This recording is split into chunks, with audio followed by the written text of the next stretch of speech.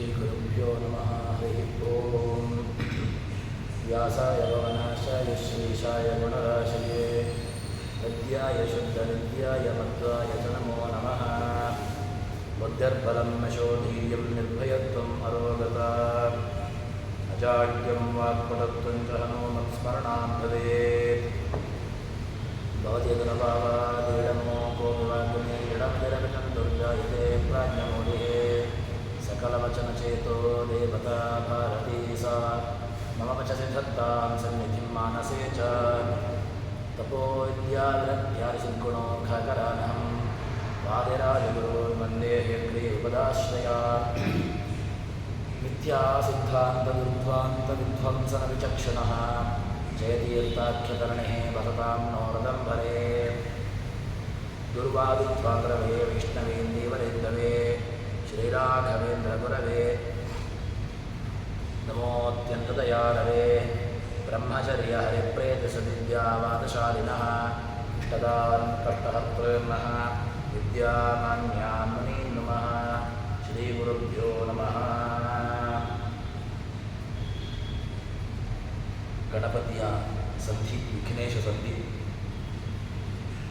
ಗಣಪತಿಯ ಅನೇಕವಾದಂತಹ ವಿಚಾರಗಳು, ಅದಕ್ಕೆ ಇರುವಂತಹ ಹಿನ್ನೆಲೆ, ಅದರ ಶಾಸ್ತ್ರೀಯವಾದಂತಹ ನೆಲೆಗಟ್ಟಿನಲ್ಲಿ ಜಗನ್ನಾಥದಾಸರು ಆ ಗಣಪತಿಯ ಚಿಂತನೆಯನ್ನು ತಿಳಿಸಿಕೊಡ್ತಾ ಇದ್ದಾರೆ.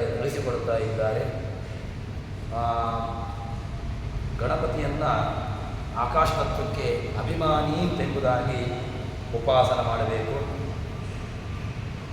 ಹೇಗೆ ಉಪಾಸನೆ ಮಾಡಬೇಕು ಎಂಬುದಕ್ಕೆ ವ್ಯತಿರಿಕ್ತವಾಗಿ ಉಪಾಸನೆಯನ್ನು ಮಾಡಿದಾಗ ಆವಾಗ ಅದು ಮಹಾ ಅನರ್ಥಕ್ಕೆ ಕಾರಣ. ಸರಿಯಾದಂತಹ ಉಪಾಸನೆ ಅದು ನಮ್ಮ ಔನ್ನತ್ಯಕ್ಕೆ ಅದು ಕಾರಣ ಆಗ್ತದೆ ಎಂಬುದಾಗಿ ತಿಳಿಸಿಕೊಟ್ಟು, ಅದಾದ ಮೇಲೆ ಮುಂದಿನ ಪದ್ಯದಲ್ಲಿ ಗಣಪತಿಯನ್ನು ಹೇಳ್ತಾ ಇದ್ದಾರೆ. ಏಕವಿಂಶತಿ ಮೋದಕಪ್ರಿಯ ಮೂಕರನ್ನು ವಾಗ್ಮಯಗಳ ಮಾಡುವ ಕೃಪಾಕದೇಶ ಕೃತಜ್ಞ ಕಾಮದ ಕಾಯೂ ಕೈ ಹಿಡಿದು ಎಂಬುದಾಗಿ ಜಗನ್ನಾಥದಾಸರು ಇಲ್ಲಿ ಆ ಗಣಪತಿಯ ಒಂದು ಮಹತ್ವವನ್ನು ಇಲ್ಲಿ ಹೇಳ್ತಾ ಇದ್ದಾರೆ. ಎಂಥವನು ಅಂತ ಕೇಳಿದ್ರೆ ಮೋದಕ ಪ್ರಿಯ, ಅಂಥವನು ಮೂಕರನ್ನು ವಾಗ್ಮಿಗಳ ಮಾಡಪ್ಪ. ಯಾರು ಮೂಕರಿದ್ದಾರೆ, ಯಾರಿಗೆ ಶಾಸ್ತ್ರೀಯವಾದಂತಹ ಜ್ಞಾನದ ಹಿನ್ನೆಲೆಯಲ್ಲಿ ಮೂಕತ್ವ ಇದೆ, ಅಂಥವರನ್ನು ಚೆನ್ನಾಗಿ ವಾಗ್ಮಿಗಳನ್ನಾಗಿ ಮಾಡುವಂತಹ ಸಾಮರ್ಥ್ಯ ಗಣಪತಿಗಿದೆ. ಅದಕ್ಕೋಸ್ಕರವಾಗಿ ಗಣಪತಿಯ ಚಿಂತನೆ, ಗಣಪತಿಯ ಅನುಸಂಧಾನವನ್ನು ಮಾಡಿಕೊಳ್ಳಬೇಕು. ಅಷ್ಟು ಮಾತ್ರವಲ್ಲದೆ ಅವನು ಲೇಖಕಾಗ್ರಣಿ ಮನ್ನಮನವ ದುರ್ವ್ಯಾಕುಲವ, ಮನಸ್ಸಿನಲ್ಲಿ ಬರುವಂತಹ ದುಷ್ಟವಾದಂತಹ ವ್ಯಾಕುಲ, ಏನು ಚಿಂತನೆಗಳು ನಮ್ಮನ್ನು ದುಷ್ಟವಾಗಿರತಕ್ಕಂತಹ ಚಿಂತನೆಗಳು ನಮ್ಮನ್ನು ಬಾಧಿಸ್ತವೆ, ಅಂತಹ ದುಷ್ಟವಾಗಿರತಕ್ಕಂತಹ ವ್ಯಾಕುಲತೆಗಳನ್ನು, ದುಃಖಾದಿಗಳನ್ನು ಪರಿಹಾರ ಮಾಡುವವನು. ಅದೇ ರೀತಿಯಾಗಿ ಪಿನಾಕಿ ಭಾರ್ಯ ತನುಜ, ಈ ಪಿನಾಕಿಯಾಗಿರತಕ್ಕಂತಹ ಪಿನಾಕ ಎಂಬಂತಹ ಧನುಸ್ಸನ್ನು ಹಿಡಿದವನು ರುದ್ರ, ಅವನ ಮಡದಿಯಾಗಿರತಕ್ಕಂತಹ ಗೌರಿ ಅವನ ಮಗ ಎಂಬುದಾಗಿ ಹೇಳಿ, ಅದೇ ರೀತಿಯಾಗಿ ಮುಂದೆ ಪ್ರಾರ್ಥಿಸುವೆ, ನಿನ್ನ ನಾನು ಪ್ರಾರ್ಥಿಸ್ತೇನೆ ಅಂತ ಹೇಳಿದಾಗ ಹೇಳ್ತಾರೆ. ಇದರಲ್ಲಿ ಇನ್ನೊಂದು ಅಂಶವನ್ನು ನಾವು ನೋಡಬೇಕು. ಏನು ಅಂತ ಹೇಳಿದರೆ ಮೋದಕ ಎಂಬುದಾಗಿ ಇಲ್ಲಿ ಹೇಳ್ತಾ ಇದ್ದಾರೆ. ಇಲ್ಲಿ ಮೋದಕ ಎಂಬುದಕ್ಕೆ, ಮೋದ ಶಬ್ದಕ್ಕೆ ಏನರ್ಥವನ್ನು ಮಾಡ್ತೇವೆ? ಆನಂದ ತೀರ್ಥರು ಅಂತ ನಾವು.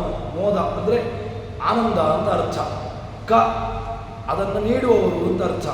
ಮೋದಕ ಪ್ರಿಯ, ಆನಂದ ತೀರ್ಥರ ಶಾಸ್ತ್ರದ ಚಿಂತನೆಯನ್ನು ನಮ್ಮಿಂದ ಮಾಡಿಸುವವನು ಎಂಬುದಾಗಿ ನಾವು ಇದನ್ನು ಅರ್ಥೈಸಿಕೊಳ್ಳಬಹುದು.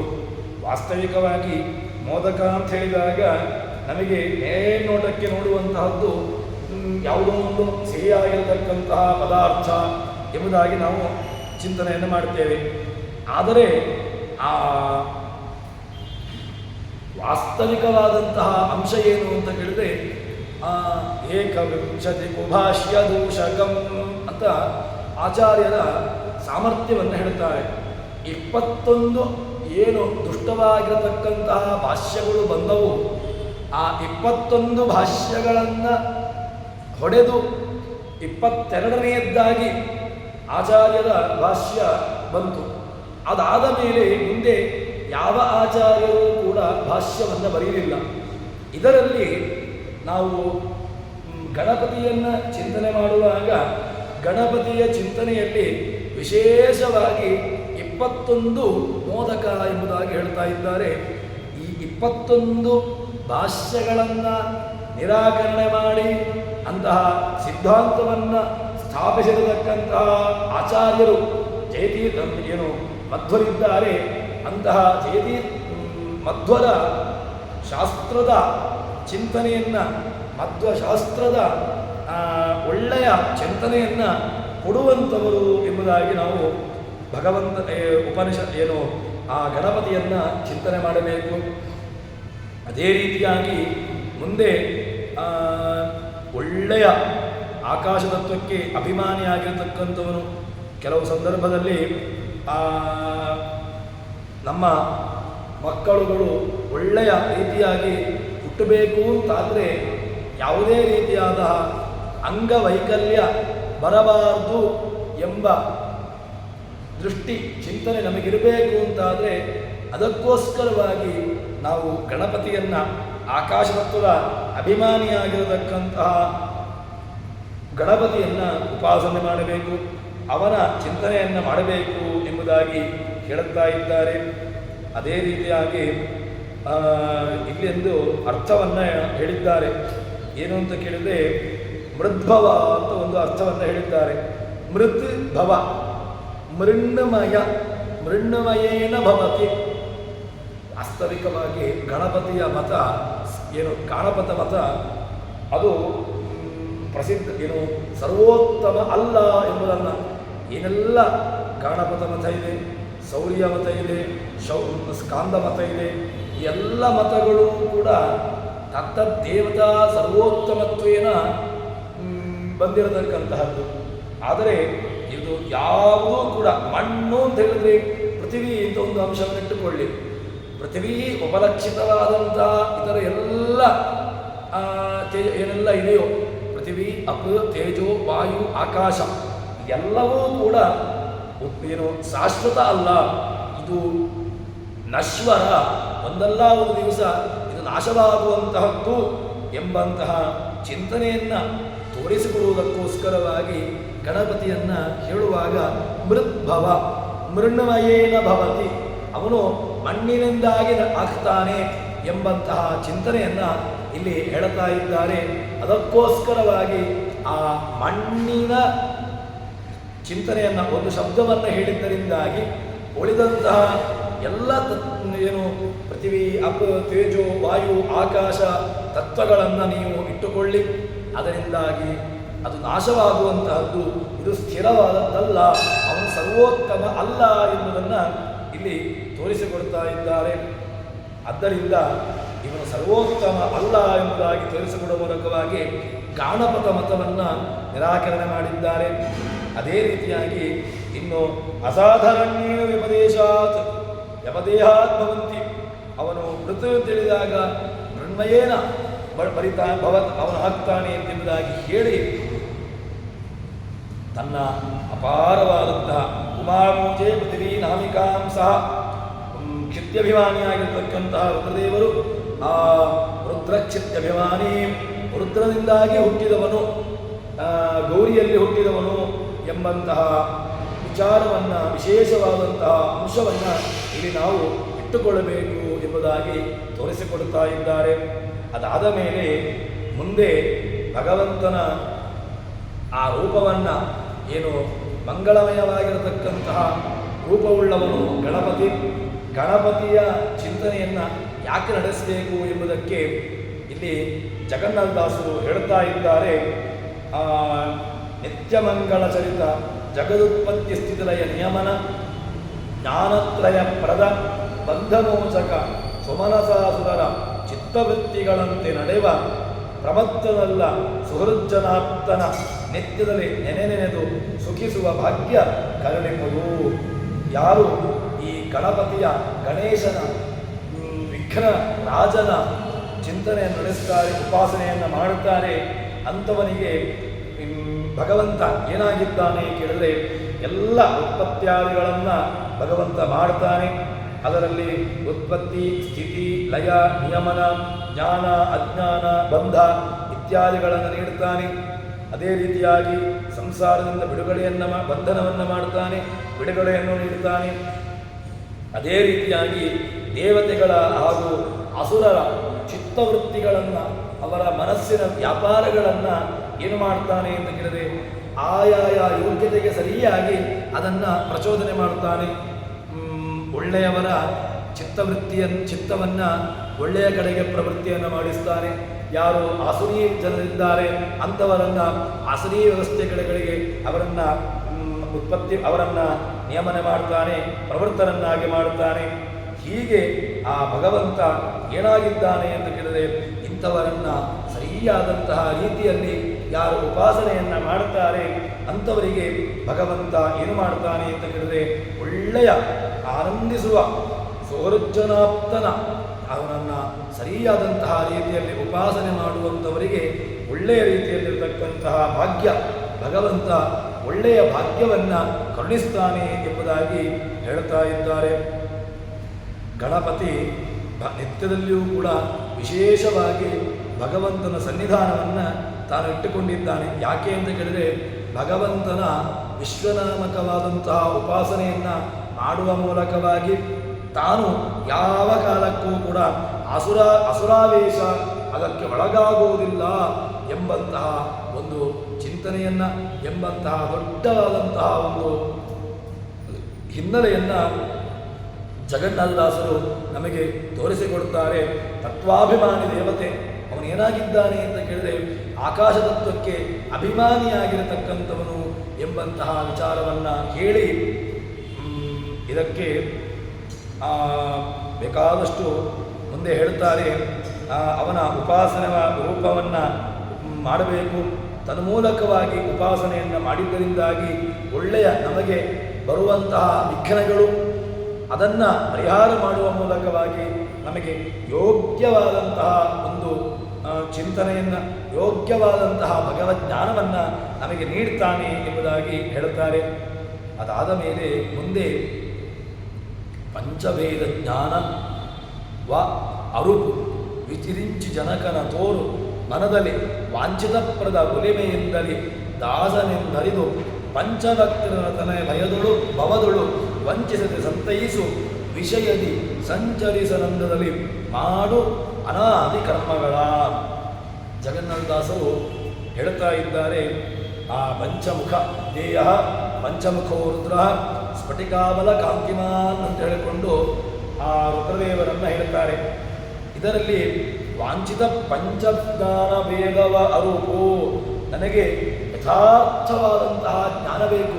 ಯಾವುದು ಜ್ಞಾನ ಅಂತ ಕೇಳಿದರೆ ಯಾವುದು ಜ್ಞಾನ? ಪಂಚಜ್ಞಾನ, ಪಂಚಭೇದ ಜ್ಞಾನವೇ ಜ್ಞಾನ.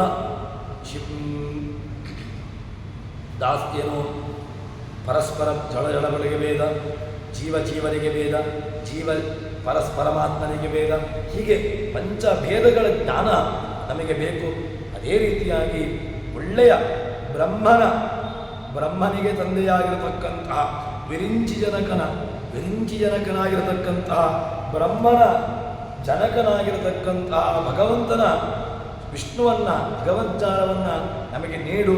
ತನ್ಮೂಲಕವಾಗಿ ವಾಂಛಿತ ಪ್ರದ, ಏನನ್ನು ನಾವು ಅವನು ಕ್ಷಿಪ್ರ ಪ್ರಸಾದ, ಬೇಗನೆ ಸಂತೋಷಗೊಳ್ಳುವವನು ವಾಂಛಿತ ಪ್ರದ ಅಂತ ಕರೀತಾರೆ. ನಮ್ಮನ್ನು ಬೇಗನೆ ನಮಗೆ ಪ್ರಸಾದವನ್ನು ನೀಡುತ್ತಾನೆ. ವಾಂಛಿತ ಪ್ರದ, ಏನನ್ನು ನಾವು ಕೇಳುತ್ತೇವೆಯೋ ಕೇಳಿದ್ದನ್ನು ಅತಿ ಶೀಘ್ರದಲ್ಲಿ ಪೂರೈಸುವವನು ಅಂತ ಹೇಳ್ತಾರೆ. ದಾಸನೆಂದರಿದು, ಅವನು ಭಗವಂತನ ದಾಸ. ಅಂತಹ ಭಗವದ್ದಾಸನಾಗಿರತಕ್ಕಂತಹ ಗಣಪತಿ ಅವನಲ್ಲಿ ನಮ್ಮ ಪ್ರಾರ್ಥನೆಯನ್ನು ಮಾಡಬೇಕು. ಪಂಚವಕ್ತ್ರಧರೆಯ ಪಂಚವಕ್ತ್ರ ರುದ್ರ, ಆ ಪಂಚವಕ್ತ್ರನಾಗಿರತಕ್ಕಂತಹ ರುದ್ರ ಅವನ ಬಗ್ಗೆ ಭಗವಂತನನ್ನು ತಿಳ್ಕೊಳ್ಬೇಕು. ಭವದೊಳು ವಂಚಿಸದೆ ನನಗೆ ಸಂಸಾರದಲ್ಲಿ ಯಾವ ಕಾಲಕ್ಕೂ ಕೂಡ ಅತಿಯಾಗಿರತಕ್ಕಂತಹ ವ್ಯಾಮೋಹ ಅದು ಬರಬಾರದು. ತನ್ಮೂಲಕವಾಗಿ ನನ್ನ ಇಂದ್ರಿಯಗಳು, ಮನಸ್ಸು ಇದೆಲ್ಲವೂ ಕೂಡ ಎಲ್ಲಿಗೆ ಬರಬೇಕು? ಭಗವಂತನಲ್ಲಿ ನಮಗೆ ಬರುವಂತೆ ಮಾಡಬೇಕು ಎಂಬುದಾಗಿ ಹೇಳ್ತಾರೆ. ಇದರಲ್ಲಿ ಇನ್ನಷ್ಟು ಇದರ ರಹಸ್ಯವನ್ನು ನಾವು ನೋಡಬೇಕು. ಆ ವಿಷ್ಣು ಅವನು ಅನಂತ ಮುಖ, ಅದೇ ರೀತಿಯಾಗಿ ಗಣಪತಿಯ ಅಗ್ರಜ ತಮ್ಮ ಅವನು ಸ್ಕಂದ ಷಣ್ಮುಖ, ಈ ರುದ್ರ ಪಂಚಮುಖನಾಗಿದ್ದಾನೆ. ಅದರಲ್ಲಿ 5 ತತ್ವಗಳು ಮನಸ್ಸು, ಬುದ್ಧಿ, ಚಿತ್ತ, ಅಹಂಕಾರ, ಚೇತನ, ಈ 5 ಮುಖ ಏನಾಗಿದ್ದಾನೆ? ಇದು 5 ಮುಖಗಳು. ಈ 5 ಮುಖಕ್ಕೆ ಇರತಕ್ಕಂತಹದ್ದು ಮನಸ್ತತ್ವ, ಮನೋನಿಯಾಮಕನಾಗಿರತಕ್ಕಂತಹದ್ದು. ಮನಸ್ಸು, ಬುದ್ಧಿ, ಚಿತ್ತ, ಅಹಂಕಾರ, ಚೇತನ, ಇದು ಮನಸ್ಸಿನಲ್ಲಿರತಕ್ಕಂತಹ ವಿಭಾಗಗಳು. ಈ ವಿಭಾಗಕ್ಕೆ ಮನೋನಿಯಾಮಕನಾಗಿರತಕ್ಕಂಥವನು ರುದ್ರ. ಆ ರುದ್ರದೇವರ ಮಗ ತಂದೆ ಮನೋನಿಯಾಮಕ, ಮಗ ಭೂತಾಕಾಶ ನಿಯಾಮಕ ಎಂಬಂತಹ ಒಂದು ಅಂಶವನ್ನು ಇದರಲ್ಲಿ ನಮಗೆ ದಾಸರು ತೋರಿಸಿಕೊಡ್ತಾ ಇದ್ದಾರೆ. ನನ್ನನ್ನು ಮನಸ್ಸು ಯಾವುದೇ ರೀತಿಯಾಗಿ ವಂಚಿಸದೆ, ಭವದೊಳು ವಂಚಿಸದೆ, ಸಂತೈಷು ವಿಷಯದೇ ಸಂಚರಿಸುವ ನಂತರದಲ್ಲಿ ಯಾವುದೇ ಕಾಲಕ್ಕೂ ಕೂಡ ನನ್ನ ಮನಸ್ಸು ವಿಷಯಾದಿಗಳಲ್ಲಿ ಸಂಚರಿಸಬಾರದು. ವಿಷಯ ವ್ಯತಿರಿಕ್ತವಾಗಿ ವಿಷಯಗಳಿಂದ ಹೊರತು ಭಗವಂತನ ಪಾದ ಕಮಲಗಳಲ್ಲಿ ನನ್ನ ಮನಸ್ಸು ಸದಾ ಕಾಲದಲ್ಲೂ ಕೂಡ ನಿರತವಾಗಿರುವಂತೆ ನನ್ನನ್ನು ಪ್ರಚೋದಿಸು ಎಂಬುದಾಗಿ ಹೇಳುತ್ತಾ ಇದ್ದಾರೆ. ಈ ರೀತಿಯಾದಂತಹ ಪ್ರಾರ್ಥನೆಗಳನ್ನು ನಾವು ಗಣಪತಿಯಲ್ಲಿ ಮನೋನಿಯಾಮಕನಾಗಿರ್ತಕ್ಕಂತಹ ರುದ್ರದೇವರ ಮಗ ಗಣಪತಿಯಲ್ಲಿ ಆಕಾಶತತ್ವಕ್ಕೆ ಅಭಿಮಾನಿಯಾಗಿರತಕ್ಕಂತಹ ಆ ಗಣಪತಿಯಲ್ಲಿ ನಾವು ಚಿಂತನೆ ಮಾಡಬೇಕು, ಉಪಾಸನೆ ಮಾಡಬೇಕು ಎಂಬುದಾಗಿ ಹೇಳಿ ಅದಾದ ಮೇಲೆ ಮುಂದೆ ಇನ್ನಷ್ಟು ಹೇಳುತ್ತಾರೆ. ಏನೂ ಬೇಡುವುದಿಲ್ಲ ನಿನ್ನ ಕುಯೋನಿಗಳು ಬರಲಂಜೆ ಲಕ್ಷ್ಮೀ ಪ್ರಾಣಪತಿ ತತ್ವೇಶರಿಂದೊರಗೂಡಿ ಗುಣ ಕಾರ್ಯ ತಾನೇ ಮಾಡುವನೆಂಬ ಈ ಸುಜ್ಞಾನವನೇ ಕರುಣಿಸು ಯಮಗೆ ಮಹಾನುಭಾವ ಮುಹುರ್ಮುಹು ಪ್ರಾರ್ಥಿಸುವೆ ಇನಿತೆಂದು. ನನಗೆ ಏನೂ ಬೇಡ. ಏನು ಕೇಳಿದರೆ ನನಗೆ ಬೇಕಾಗಿರತಕ್ಕಂತಹದ್ದು ಕೃಷ್ಣ ಹೇಳ್ತಾನಲ್ವ, ಶುಚೀನಾಂ ಶ್ರೀಮತಾಂ ಗೇಹೆ ಯೋಗಭ್ರಷ್ಟೋ ವಿಜಾಯತೆ ಅಂತ. ನಾವು ಮಾಡುವಂತಹ ಕರ್ಮಗಳು ಒಂದು ವೇಳೆ ಈ ಜನ್ಮದಲ್ಲಿ ಅದು ಪರಿಸಮಾಪ್ತಿ ಆಗಲಿಲ್ಲ ಅಂತಾದರೆ ಆವಾಗ ಶುಚೀನಾಂ ಶ್ರೀಮತಾಂ ಗೇಹೆ, ಒಳ್ಳೆಯ ಶ್ರೀಮಂತರ ಮನೆಯಲ್ಲಿ ನಮ್ಮನ್ನು ಹುಟ್ಟಿಸ್ತಾನೆ ಭಗವಂತ ಅಂತ ಹೇಳ್ತಾರೆ. ಶುಚೀನಾಂ ಶ್ರೀಮತಾಂ ಗೇಹೆ ಯೋಗಭ್ರಷ್ಟೋ ವಿಜಾಯತೆ. ನಮ್ಮನ್ನು ಮೂಢಯೋನಿಷು, ಯಾವುದೋ ಮೂಢವಾಗಿರತಕ್ಕಂತಹ ಯೋನಿಗಳಲ್ಲಿ ಬರಬಾರದು, ಒಳ್ಳೆಯ ಜ್ಞಾನ ಪರಂಪರೆ ಉಳ್ಳಂತಹ ಒಳ್ಳೆಯ ಯೋನಿಗಳಲ್ಲಿ ಬರುವಂತೆ ಆಗಬೇಕು ಎಂಬುದಾಗಿ ಹೇಳ್ತಾ ಇದ್ದಾರೆ. ಅದಕ್ಕೋಸ್ಕರವಾಗಿ ಒಂದು ವೇಳೆ ಯಾವುದೋ ಪ್ರಾರಬ್ಧವಶಾತ್ ಕೆಟ್ಟ ಯೋನಿಗಳು ಬಂದರೂ ಕೂಡ ನನಗೆ ಭಗವಂತನ ಚಿಂತನೆ, ಭಗವಂತನ ಸ್ಮರಣೆ ಇದು ಬರಬಾರದು. ಕೆಟ್ಟ ಜನ್ಮ ಬಂದರೂ ಬರುವಾಗಿಲ್ಲ, ಕೆಟ್ಟ ಜ್ಞಾನ ನನ್ನ ಬಳಿಗೆ ಸುಳಿಯದಂತೆ ಮಾಡು ಎಂಬುದಾಗಿ ಪ್ರಾರ್ಥನೆಯನ್ನು ಮಾಡ್ತಾ ಇದ್ದಾರೆ. ಅದಕ್ಕೋಸ್ಕರ ಇದು ಸರಿಯಾಗಿ ಒಳ್ಳೆಯ ಜ್ಞಾನ ಬರಬೇಕು ಅಂತಾದರೆ ರುದ್ರದೇವರ ಅನುಗ್ರಹ ಬೇಕು, ಗಣಪತಿಯ ಅನುಗ್ರಹ ಬೇಕು, ಸ್ಕಂದನ ಅನುಗ್ರಹ ಬೇಕು, ಎಲ್ಲ ದೇವತೆಗಳ ಅನುಗ್ರಹ, ತತ್ವಾಭಿಮಾನಿ ದೇವತೆಗಳ ಅನುಗ್ರಹ ಇದ್ದರೆ ಮಾತ್ರ ಆವಾಗ ಈ ಒಂದು ಸಜ್ಞಾನ ಸುಜ್ಞಾನ ಬರಲಿಕ್ಕೆ ಸಾಧ್ಯ ಎಂಬುದಾಗಿ ಹೇಳ್ತಾ ಇದ್ದಾರೆ. ಪ್ರಾಣಪತಿ ತತ್ವೇಶರಿಂದೊಳಗೂಡಿ ಪ್ರಾಣಪತಿಯಾಗಿರ್ತಕ್ಕಂತಹ ಭಗವಂತ ಏನಾಗಿದ್ದಾನೆ? ತತ್ವಾಭಿಮಾನಿ ದೇವತೆಗಳ ಜೊತೆಗೆ ಇದ್ದುಕೊಂಡು ಗುಣಕಾರ್ಯ, ಒಳ್ಳೆಯ ಸತ್ವಾದಿ ಗುಣ ಕಾರ್ಯವಾಗಿರ್ತಕ್ಕಂಥ ಗುಣದ ಕಾರ್ಯ ಯಾವುದು? ಸತ್ವಗುಣದ ಕಾರ್ಯ ಸತ್ವ, ಒಳ್ಳೆಯ ಸತ್ಕರ್ಮ. ದುಷ್ಟವಾಗಿರತಕ್ಕಂತಹ ಗುಣದ ಕಾರ್ಯ ಯಾವುದು? ದುಷ್ಕರ್ಮ ಈ ಎಲ್ಲ ಗುಣ ಕಾರ್ಯಗಳನ್ನೇ ಮಾಡಿಸುವವನು, ಗುಣ ಕಾರ್ಯಗಳನ್ನು ತಾನು ಮಾಡಿಸ್ತಾ ಇದ್ದಾನೆ. ಅದಕ್ಕೋಸ್ಕರ ಪುಣ್ಯ ಪಾಪಗಳನ್ನು ಮಾಡಿಸತಕ್ಕಂಥವನು ಸುಜ್ಞಾನವನೇ. ನನಗೆ ಶೋಭಾಯಮಾನವಾಗಿರತಕ್ಕಂತಹ ಜ್ಞಾನ ಸುಜ್ಞಾನವನ್ನೇ ಕೊಡು, ಕರುಣಿಸು ನಮಗೆ ಮಹಾನುಭಾವ. ಅಂತಹ ಮಹಾಪ್ರಭಾವವುಳ್ಳವನು ಭಗವಂತ ಏನು ಗಣಪತಿ ಎಂಬುದಾಗಿ ಗಣಪತಿಯ ಅಧಿಷ್ಠಾನದಲ್ಲಿ ಭಗವಂತನಲ್ಲಿ ಪ್ರಾರ್ಥನೆಯನ್ನು ಮಾಡ್ತಾರೆ. ಇದರಲ್ಲಿ ಬೇರೆ ಯಾವುದೂ ಕೂಡ ವಿಶೇಷವಾಗಿ ನಮಗೆ ಹರಿಕಥಾಮೃತ ಸಾರ ಅದರ ಫಲ ಏನು ಕೇಳಿದ್ರೆ, ಯಾವುದೋ ಒಂದು ಲೌಕಿಕವಾದಂತಹ ಕಾಮನೆಗಳನ್ನು ಸಿಗುವುದಕ್ಕೋಸ್ಕರವಾಗಿ ಅದರ ಪ್ರಾಪ್ತಿಗೋಸ್ಕರವಾಗಿ ಈ ಕೃತಿ ಇರುವುದಲ್ಲ. ಇದರ ಕೃತಿಯ ಸಾರ್ಥಕ್ಯ ಯಾವಾಗ ಅಂತ ಕೇಳಿದ್ರೆ, ಈ ಕೃತಿ ಸಾರ್ಥಕವಾಗಬೇಕು ಅಂತಾದರೆ ಅದಕ್ಕೆ ಇರುವಂತಹ ಒಂದೇ ಒಂದು ಮಾರ್ಗ ಏನು ಕೇಳಿದ್ರೆ, ಅದು ಕೇವಲ ಭಗವಂತನ ಚಿಂತನೆ ಮಾತ್ರ. ಅಂತಹ ಭಗವಂತನಲ್ಲಿರತಕ್ಕಂತಹ ಜ್ಞಾನ, ಭಕ್ತಿ, ವೈರಾಗ್ಯ ಈ ಮೂರನ್ನು ನಮಗೆ ಕೇಳುವಂತಹದ್ದು. ಅಂತಹ ಜ್ಞಾನ, ಭಕ್ತಿ, ವೈರಾಗ್ಯಗಳ ಒಂದು ಮೇಳೈಸಿರತಕ್ಕಂತಹ ಒಂದು ಚಿಂತನೆ ಈ ಕೃತಿಯಲ್ಲಿರುವಂತಹದ್ದು. ಶಾಸ್ತ್ರೀಯಗಳು ಆಲೋಟ್ಯ ಸರ್ವಶಾಸ್ತ್ರಾಣಿ ವಿಚಾರಿಸ ಪುನಃ ಇದಮೇಕಂ ಸುನಿಷ್ಪನ್ನಂ ಧ್ಯೇಯೋ ನಾರಾಯಣ ಸದಾ. ಎಲ್ಲ ಶಾಸ್ತ್ರದ ಹಿನ್ನೆಲೆ ಯಾರಿಗೋಸ್ಕರವಾಗಿ ಎಂದು ಕೇಳಿದರೆ, ಭಗವಂತನನ್ನು ತಿಳ್ಕೊಳ್ಳಬೇಕು, ಭಗವಜ್ಞಾನವನ್ನು ಪಡೆದುಕೊಳ್ಳಬೇಕು. ಭಗವಜ್ಞಾನ ಎಂಬುದು ಅತಿ ಅವಶ್ಯಕ ಎಂಬುದನ್ನು ತೋರಿಸಿಕೊಳ್ಳುವುದಕ್ಕೋಸ್ಕರವಾಗಿ ಇರುವಂತಹದ್ದು. ಅದೇ ರೀತಿಯಾಗಿ ಈ ಹರಿಕಥಾಮೃತ ಸಾರವೂ ಕೂಡ ಇದು ಯಾವುದೋ ಒಂದು ಕ್ಷುದ್ರವಾದಂತಹ ಕಾಮನೆಯನ್ನು, ಕ್ಷುದ್ರವಾಗಿರತಕ್ಕಂತಹ ಇಚ್ಛೆಯನ್ನು ಪೂರೈಸುವುದಕ್ಕೋಸ್ಕರವಾಗಿ ಇರುವಂತಹದ್ದಲ್ಲ ಎಂಬುದನ್ನು ಇಲ್ಲಿ ಮತ್ತೆ ಮತ್ತೆ ಮತ್ತೆ ಮತ್ತೆ ಪ್ರಾರ್ಥನೆ ಮಾಡ್ತಾ ಹೇಳ್ತಾ ಇದ್ದಾರೆ. ಅಂತಹ ಗಣಪತಿಯಲ್ಲಿ ಪ್ರಾರ್ಥನೆ ಮಾಡ್ತಾರೆ, ಮತ್ತೆ ಮತ್ತೆ ಪುನಃ ಪ್ರಾರ್ಥನೆ ಮಾಡ್ತಾ ಇದ್ದಾರೆ. ಏನು ಅಂತ ಕೇಳಿದ್ರೆ, ಅವನು ವಿಬುಧೋತ್ತಮ ವಿವರ್ಜಿತ ನಿದ್ರ. ದೇವತೆಗಳಿಗೆ ನಿದ್ರೆ ಇಲ್ಲ, ದೇವತೆಗಳಿಗೆ ಅವರು ಅನಿಮಿಷರು ಅಂತ. ಕಣ್ಣನ್ನು ಮುಚ್ಚೋದಿಲ್ಲ, ಕಣ್ಣನ್ನು ಮುಚ್ಚದೇ ಇರತಕ್ಕಂಥವರು ದೇವತೆಗಳು. ನಾವು ಕಣ್ಣು ಮುಚ್ಚುತ್ತಾ ಇರ್ತೇವೆ, ಆದರೆ ದೇವತೆಗಳು ಅನಿಮಿಷರು ಅಂತ ಅವರನ್ನು ಕರೆಯುವಂತಹದ್ದು. ಅಂತಹ ಅನಿಮಿಷನಾಗಿರ್ತಕ್ಕಂತಹ ಈ ಗಣಪತಿ ಏನಾಗಿದ್ದಿ ಕೇಳಿದ್ರೆ, ನೀನು ಗುಣವನ್ನು ಕುಡಿದ್ಯಪ್ಪ. ಇಂತಹ ಗುಣಗಳಿಂದ ಕೂಡಿರತಕ್ಕಂಥವು ನೀನು ಮಮತೆ, ಬುದ್ಧಿ, ಇಂದ್ರಿಯಾದಿಗಳ ಆಕ್ರಮಿಸಿ ನನ್ನ ಮನಸ್ಸು ಏನಾಗಿದೆ ಕೇಳಿದ್ರೆ, ಅಹಂಕಾರ ಎಂಬುದು ನನ್ನ ಮನಸ್ಸಲ್ಲಿ ಇದು ತುಂಬಿ ತುಳುಕಾಡ್ತಾ ಉಂಟು. ಅಹಂಕಾರ, ಮಮಕಾರ ಇತ್ಯಾದಿಗಳು ಇದು ತುಂಬಿ ತುಳುಕ್ತಾ ಉಂಟು. ಅದನ್ನು ನನ್ನಿಂದ ದೂರ ಮಾಡು.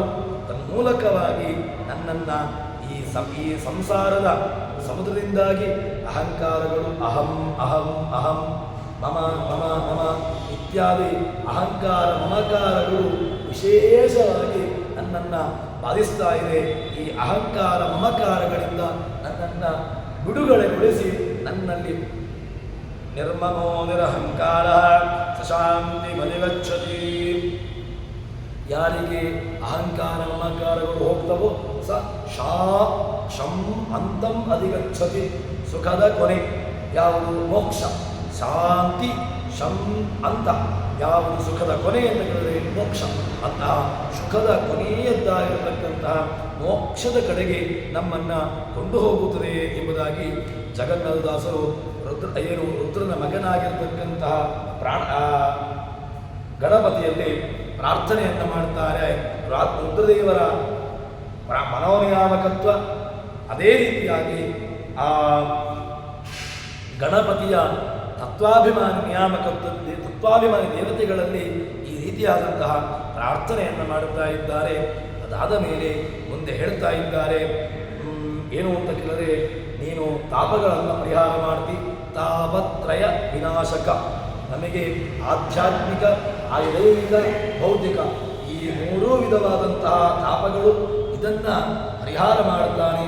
ತಾಪಗಳು ಮೂರೇ, ತಾಪಗಳು ತ್ರಯ.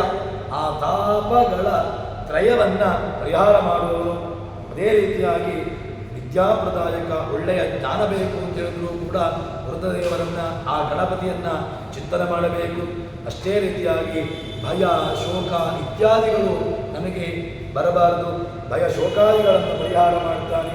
ಅದೇ ರೀತಿಯಾಗಿ ಅವನು ಚಾರು ಅಂಗ ಹೇಗಿದೆ ಕೇಳಿದರೆ ಚಾರ್ವಂಗ ಭಗವಂತನನ್ನು ಉಪಾಸನೆ ಮಾಡಿದ್ದರಿಂದಾಗಿ ಅವನಿಗೆ ಚಾರು ಅಂಗ. ಲಂಬೋದರು ನಿಜವಾಗಿ ವಿಕಾರವಾದಂತಹ ಕಿವಿ, ಹೊಟ್ಟೆ ದೊಡ್ಡದಾಗಿದೆ, ಹಾವನ್ನು ಕಟ್ಟಿಕೊಂಡಿದ್ದಾನೆ, ಹೀಗೆ ಒಂದು ದಂತ ಮುರಿದಿದೆ, ವಿಪರೀತವಾಗಿರತಕ್ಕಂತಹ ಸ್ಥಿತಿಗಳನ್ನು ಹೇಳುವಂತಹದ್ದು. ಆದರೆ ಅವನನ್ನು ಕರೆದಂತಹ ಒಂದು ಶಬ್ದ ಯಾವುದು ಕೇಳಿದರೆ ವಿಕೃತ ಗಾತ್ರ ಅಲ್ಲ, ಅವನು ವಿಕೃತ ಗಾತ್ರ ಅಲ್ಲ, ಚಾರುವಂಗ, ಒಳ್ಳೆಯ ಚಾರು ಅಂಗ, ಒಳ್ಳೆಯ ಅಂಗ ಉಳ್ಳವನು ಎಂಬುದಾಗಿ ಹೇಳ್ತಾ ಇದ್ದಾರೆ. ಅಷ್ಟು ಮಾತ್ರವಲ್ಲದೆ ಯಾರು ನಿನ್ನನ್ನು ಸರಿಯಾದಂತಹ ರೀತಿಯಲ್ಲಿ ಉಪಾಸನೆ ಮಾಡ್ತಾರೆ, ಚಿಂತನೆ ಮಾಡುತ್ತಾರೆ, ಅಂಥವರಿಗೆ ನಿನ್ನ ಕರುಣಾದೃಷ್ಟಿ ಇಂದಾಗಿ ನೀನೇನು ಮಾಡ್ತೀವಿ ಕೇಳಿದರೆ ಅವರಿಗೆ ಜನ್ಮ ರೋಗ ಸಾವು ಇತ್ಯಾದಿಗಳು ಯಾವ ಕಾರಣಕ್ಕೂ ಕೂಡ ಬರದೇ ಇರುವಂತಹ ರೀತಿಯಲ್ಲಿ ನೀನು ಮಾಡ್ತೀವಿ ಎಂಬಂತಹ ಒಂದು ಚಿಂತನೆಯನ್ನು ಜಗನ್ನಾಥದಾಸರು ಹೇಳುತ್ತಾ ಇದ್ದಾರೆ. ಅದೇ ರೀತಿಯಾಗಿ ಇನ್ನು ಅಷ್ಟು ಮಾತ್ರವಲ್ಲದೆ ಅವನಲ್ಲಿ ಪ್ರಾರ್ಥನೆಯನ್ನು ಮಾಡಬೇಕು. ಏನು ಪ್ರಾರ್ಥನೆ ಅಂತ ಕೇಳಿದರೆ ನನಗೆ ದೇವರ ಚಿಂತನೆಯನ್ನು ಮಾಡುವಲ್ಲಿ ವಿಘ್ನಗಳು ಬರ್ತವೆ. ಲಂಬೋದರ ನೀನು ಕರುಣಾಳು ಅಲ್ವಾ, ನನಗೇನು ಗೊತ್ತುಂಟ, ವಿಘ್ನ ಪರಿಹಾರ ಆಗಬೇಕು. ಯಾವ ರೀತಿಯಾದಂತಹ ವಿಘ್ನ ಅಂತ ಕೇಳಿದರೆ ಜ್ಞಾನ ಕಾರ್ಯಕ್ಕೆ ಬೇಕಾದಷ್ಟು ನನ್ನಿಂದ ಜ್ಞಾನ ಕಾರ್ಯ ಆಗಬೇಕು ಅಂತ ಉಂಟು. ಜ್ಞಾನ ಕಾರ್ಯಕ್ಕೆ ಆಗುವಂತಹ ವಿಘ್ನಗಳನ್ನು ಪರಿಹಾರ ಮಾಡುವಂತಹ ಸಾಮರ್ಥ್ಯ ನಿನ್ನಿಂದ ನಡೆಯಬೇಕು ಎಂಬುದಾಗಿ ಹೇಳ್ತಾರೆ. ನುಡಿದು ನಡೆಸೆನ್ನಿಂದ ಆ ಕರಿಷ್ಯೆ ಕಾರಯಿಷ್ಯೆ ಚ, ಬೇಕಾದಷ್ಟು ರಥಸಂಕಲ್ಪಗಳಲ್ಲಿ ಬೇಕಾದಷ್ಟು ಪದ್ಯಗಳಲ್ಲಿ ಈ ರೀತಿಯಾದಂತಹ ಮಾತುಗಳನ್ನು ನಾವು ನೋಡ್ತೇವೆ. ಅವನು ರುದ್ರದೇವರ ಮಗನಾಗಿರತಕ್ಕಂತಹ ಅವನನ್ನು ನಾವು ಪ್ರಾರ್ಥನೆ ಮಾಡಬೇಕು. ಏನು ಕೇಳಿದರೆ ಭಗವಂತನಿಂದಾಗಿ ನಾವು ಹರಿವಾಯುಗಳಿಂದ ಪ್ರೇರಿತರಾಗಿರತಕ್ಕಂತಹವರು ತತ್ವಾಭಿಮಾನಿ ದೇವತೆಗಳು ನಾವು ನಮ್ಮಿಂದ ಒಳ್ಳೆಯ ಕಾರ್ಯಗಳನ್ನು ರುದ್ರದೇವರ ಮಗನಾಗಿರತಕ್ಕಂತಹ ಆಕಾಶ ತತ್ವದ ಅಭಿಮಾನಿಯಾಗಿರತಕ್ಕಂತಹ ಗಣಪತಿ ನಮಗೆ ಬರುವಂತಹ ವಿಘ್ನಗಳು ಏನು, ನಾವು ಜ್ಞಾನ ಕಾರ್ಯದಲ್ಲಿ ಜ್ಞಾನದ ವ್ಯವಸ್ಥೆಯಲ್ಲಿ ನಮ್ಮನ್ನು ನಾವು ತೊಡಗಿಸಿಕೊಳ್ಳುತ್ತೇವೆ. ಆ ಸಂದರ್ಭದಲ್ಲಿ ಬರುವಂತಹ ಬೇರೆ ಬೇರೆ ರೀತಿಯಾದಂತಹ ವಿಘ್ನಗಳು ಅದನ್ನು ಪರಿಹಾರ ಮಾಡು ಎಂಬುದಾಗಿ ಹೇಳ್ತಾರೆ. ನನ್ನಿಂದ ಒಳ್ಳೆಯ ಮಾತುಗಳು, ಜ್ಞಾನ ಭರಿತವಾಗಿರತಕ್ಕಂತಹ ಜ್ಞಾನಕ್ಕೆ ಪೂರಕವಾಗಿರತಕ್ಕಂತಹ ಮಾತುಗಳು ನನ್ನಿಂದ ಬರುವಂತಾಗಲಿ ಎಂಬುದಾಗಿ ಇಲ್ಲಿ ಹೇಳ್ತಾರೆ. ಅಷ್ಟು ಮಾತ್ರವಲ್ಲದೆ ಮುಂದೆ ಹೇಳ್ತಾರೆ, ಈ ಸಂಧಿಯ ಕೊನೆಯಲ್ಲಿ ಆ ಏಕವಿಂಶತಿ ಅಂತ ಹೇಳಿಕೊಂಡು ಏನು ಏಕವಿಂಶತಿ ಕುಭಾಷ್ಯ ದೂಷಕಂ, ಏಕವಿಂಶತಿ ಕುಭಾಷ್ಯ ದೂಷವನ್ನು ಮಾಡಿರತಕ್ಕಂಥವರು ಆಚಾರ್ಯರು. ಅಂತಹ ಏಕವಿಂಶತಿ ಮೋದಕ ಪ್ರಿಯ, ಮೋದಕ ಒಳ್ಳೆಯ ಆನಂದದ ಇರುತ್ತಾರೆ, ಆನಂದವನ್ನು ಕೊಡತಕ್ಕಂತಹ ಶಾಸ್ತ್ರ, ಆನಂದ ಕೊಡುವಂತಹ ಶಾಸ್ತ್ರ ಯಾವುದು? ಅದು ಕೇವಲ ಆಚಾರ್ಯರ ಶಾಸ್ತ್ರ. ಅಂತಹ ಆಚಾರ್ಯ ಶಾಸ್ತ್ರದಲ್ಲಿ ನನ್ನ ಪ್ರವೃತ್ತಿಯನ್ನು ಮಾಡಿಸು ಎಂಬುದಾಗಿ ಹೇಳಿ ಕೊನೆಯಲ್ಲಿ ಇದರಲ್ಲಿ ಆ ವಿಶೇಷವಾಗಿರತಕ್ಕಂತಹ ಒಂದು ಮಾಲಿಕೆಯನ್ನು ಜಗನ್ನಾಥದಾಸರು ಹೇಳುತ್ತಾರೆ. ಅವನು ರಕ್ತೋತ್ಪಲಂ ಕೋಕನದಂ ರಕ್ತಪಂಕಜೆ ಅಂತ ಹೇಳಿಕೊಂಡು ಆ ಕೋಕನದ ಕೆಂದಾವರೆ ಅಂತಹ 21 ಪದ್ಯಗಳಿಂದಾಗಿ ಇದರಲ್ಲಿಯೂ ಕೂಡ 21 ಪದ್ಯಗಳನ್ನು ಜಗನ್ನಾಥದಾಸರು ಹಾಕಿದ್ದಾರೆ. ಈ 21 ಪದ್ಯಗಳನ್ನು ಗಣಪತಿಯ ಅಂತರ್ಗತನಾಗಿರತಕ್ಕಂತಹ ವಿಶ್ವನಾಮಕನಾದಂತಹ ಪರಮಾತ್ಮನಿಗೆ ಸಮರ್ಪಣೆಯನ್ನು ಮಾಡಿದ್ದಾರೆ. ಸಮರ್ಪಣೆ ಮಾಡಿದ್ದರಿಂದಾಗಿ ಒಳಗಿರತಕ್ಕಂತಹ ವಿಶ್ವಂಭರ ಭಗವಂತ ಎಚ್ಚರಾವಸ್ಥೆಯನ್ನು ಕೊಡುವವನು. ವಿಶ್ವ ಶಬ್ದಕ್ಕೆ ಎಚ್ಚರ ಜಾಗೃತವಸ್ಥಾ ನಿಯಾಮಕನಾಗಿರತಕ್ಕಂಥವನು ವಿಶ್ವ. ಅಂತಹ ಜಾಗೃತವಸ್ಥಾ ನಿಯಾಮಕನಾಗಿರತಕ್ಕಂತಹ ಪಾರ್ವತೀ ಮಗನಾಗಿರತಕ್ಕಂತಹ ಗಣಪತಿ, ಅವನ ಒಳಗಿರತಕ್ಕಂತಹ ಲಕ್ಷ್ಮೀ ಪ್ರಾಣನಾಥ, ಇದನ್ನು ನಾನು ಮಾಡಿರುವಂತಹ 21 ಈ ಪದ್ಯಗಳು ಇದನ್ನು ಅವನು ಸ್ವೀಕಾರ ಮಾಡಲಿ. ತನ್ನ ಮೂಲಕವಾಗಿ ನಮಗೆ ಏನು ಶಾಸ್ತ್ರದ ವಿಚಾರಗಳಲ್ಲಿ, ಶಾಸ್ತ್ರದ ಹಿನ್ನೆಲೆಯಲ್ಲಿ, ಶಾಸ್ತ್ರದ ನೆಲೆಗಟ್ಟಿನಲ್ಲಿ ನಮಗೆ ಜ್ಞಾನದ ಅಭಾವ ಇದೆ, ಜ್ಞಾನದ ಕೊರತೆ ಇದೆ.